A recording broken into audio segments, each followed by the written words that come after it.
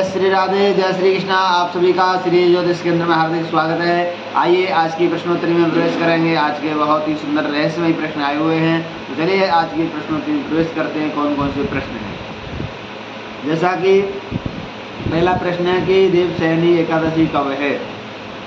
दूसरा प्रश्न है कि देवशयनी एकादशी का महत्व क्या है। और तीसरा प्रश्न है कि देवशयनी के बाद क्या क्या कार्य अशुभ कारक रहते हैं। कोई भी जैसे शुभ कार्य करने के लिए वर्जित माना जाता है, तो कौन कौन से कार्य नहीं किए जाते हैं। चौथा प्रश्न है कि ध्रुव जी ने तपस्या कहाँ की थी।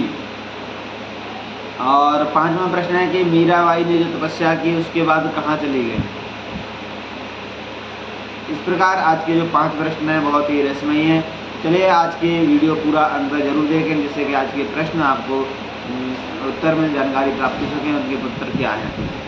प्रारंभ करते हैं। पहला प्रश्न, देवशयनी एकादशी व्रत 29 तारीख गुरुवार को यानी परसों स्मार्त और वैष्णव वाली एकादशी है।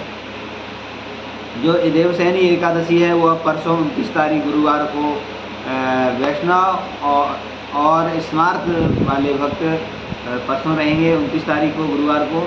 और जो निम्बार्कीय हैं वो निम्बार्कीय संप्रदाय से दीक्षित जो भी भक्त हैं वह 30 तारीख को शुक्रवार को रहेंगे।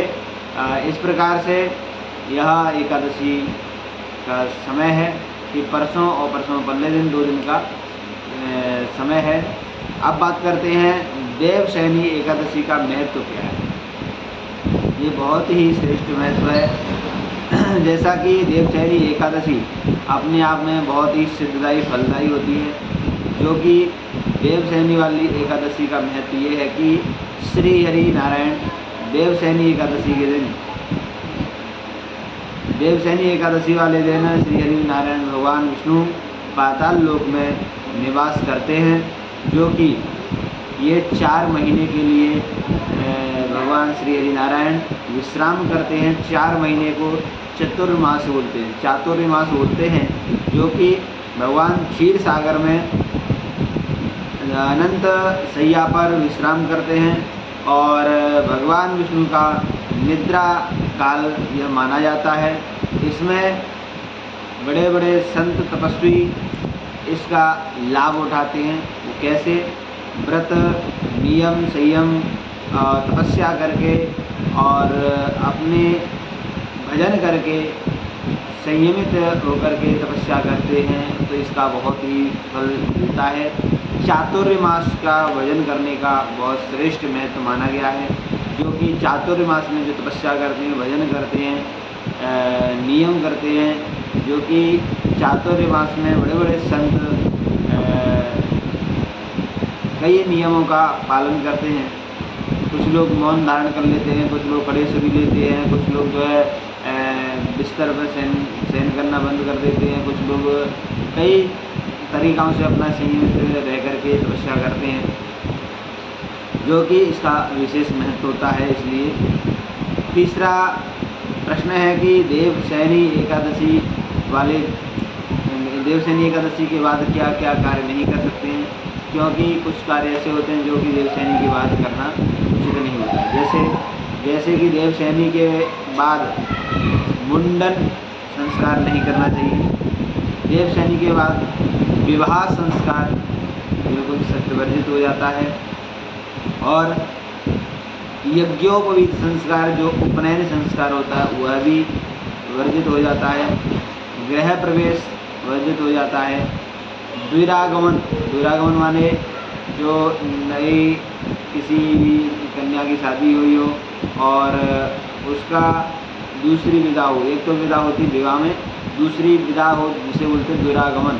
तो विदाई का कार्य देवशयनी एकादशी के बाद नहीं किया जाता है 4 महीने के लिए। और इस प्रकार से कुछ ऐसे कार्य और भी हैं जो कि इस समय नहीं किए जाते हैं, जो कि देवशयन होने के बाद ये वर्जित होते हैं। क्यों वर्जित होते हैं? इसलिए क्योंकि सूर्य दक्षिणायन हो जाते हैं। देवशयनी एकादशी से सूर्य दक्षिणायन हो जाते हैं, तो दक्षिणायन सूर्य में कोई भी शुभ कार्य करना श्रेष्ठ नहीं होता है। उस समय भजन तपस्या करने का समय रहता है। उस समय देव दक्षिणायन के समय ये कुछ कार्य ऐसे हैं जो नहीं किए जाते। और चौथा प्रश्न है कि ध्रुव जी ने तपस्या कहाँ पर की थी। ध्रुव जी ने सबसे पहले जो तपस्या की थी वह मथुरा में ध्रुव टीला है। मथुरा में ध्रुव टीला है, जहाँ जय गुरुदेव मंदिर है उसके बगल से जो रोड गया है उस रोड पे आगे चल कर के है ध्रुव टीला। वहाँ पर ध्रुव जी ने तपस्या की थी, जो कि आज भी ध्रुव टीला के नाम से प्रसिद्ध है। और 5वां प्रश्न है कि मीराबाई की मृत्यु कैसे हुई, मीराबाई कहाँ कैसे चली। तो देखिए, आपको बताएं, मीराबाई की मृत्यु नहीं हुई, लेकिन मीराबाई ने अपने शरीर को ठाकुर जी में विलोमान कर दिया था। मीराबाई से शरीर ठाकुर जी में विलोमान हो चुकी थी। ठाकुर जी ने मीराबाई को अपने चरणों में स्वीकार किया था, जो कि मीराबाई का शरीर कहीं भी पूरा नहीं हुआ। मीराबाई सशरीर ठाकुर जी के शरीर में विलोमान हो गई। इसलिए यह बहुत ही आज के 5 प्रश्न श्रेष्ठ कारक रहे, आज के रहस्यमयी प्रश्न रहे। तो चलिए, आज के प्रश्न जिन्होंने किए उनको बहुत बहुत धन्यवाद करते हैं। और आज के प्रश्न बहुत ही रहस्यमयी रहे। इसी प्रकार आप सभी अपने प्रश्न करते रहिए और कमेंट बॉक्स में ज़रूर अपने प्रश्न प्रस्तुत करें। और आज के लिए इतना ही, पुनः कल फिर मिलते हैं। सभी को जय श्री राधे, जय श्री कृष्ण।